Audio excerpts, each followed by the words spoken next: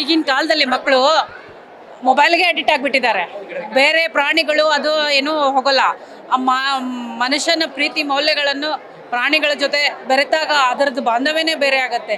ಅದು ಕಣ್ಣಿಗೆ ಇಫೆಕ್ಟ್ ಆಗುತ್ತೆ ಮೊಬೈಲ್ಗೆ ಅನ್ನೋದು ಮಕ್ಕಳಿಗೆ ಗೊತ್ತಾಗಲ್ಲ. ಈ ಅಟ್ಯಾಚ್ಮೆಂಟು ಅದು ಪಪ್ಪಿ ಮಾಡೋ ಪ್ರೀತಿಯನ್ನು ನೋಡಿ ಮಕ್ಕಳು ಕಲಿಯುವಂಥದ್ದಿದೆ.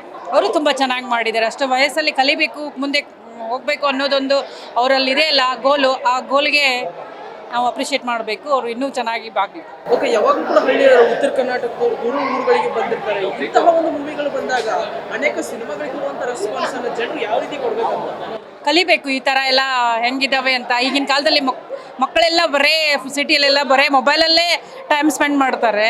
ಬೇರೆ ಇದು ಇರಲ್ಲ. ನ್ಯಾಚುರಲ್ ಆಗಿ ಪ್ರಾಕೃತಿಕವಾಗಿ ಜೀವನ ಕಳಿಬೇಕಾದ ಸಾಕಷ್ಟಿದೆ. ಚೆನ್ನಾಗಿತ್ತು ಮೂವಿ.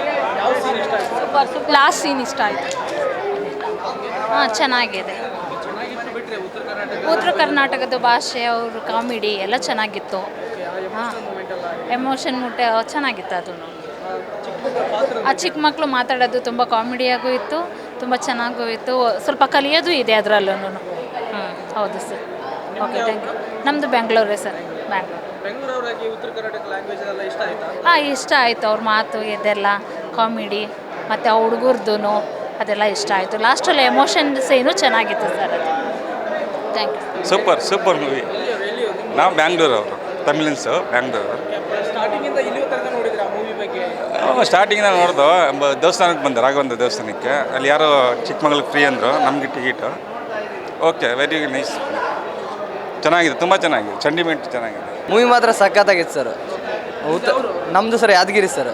ಯಾದಗಿರಿ ಅವರಾಗಿ ಉತ್ತರ ಕರ್ನಾಟಕ ಲ್ಯಾಂಗ್ವೇಜ್ ಅಲ್ಲಿ ಇತ್ತು, ಬೆಂಗಳೂರಿಗೆ ಬಂದಿದ್ದಾರೆ. ಹಾಂ ಸರ್, ಹಾಂ ಸರ್. ಎಲ್ಲ ಹೇಳೋದು ಓವರಾಗಿ ಹೇಳ್ಬೇಕಂದ್ರೆ ಪ್ರತಿಯೊಂದು ವರ್ಲ್ಡ್ ಕೂಡ ಉತ್ತರ ಕನ್ನಡ ಭಾಷೆಯಲ್ಲೇ ಮಾತಾಡೋದು.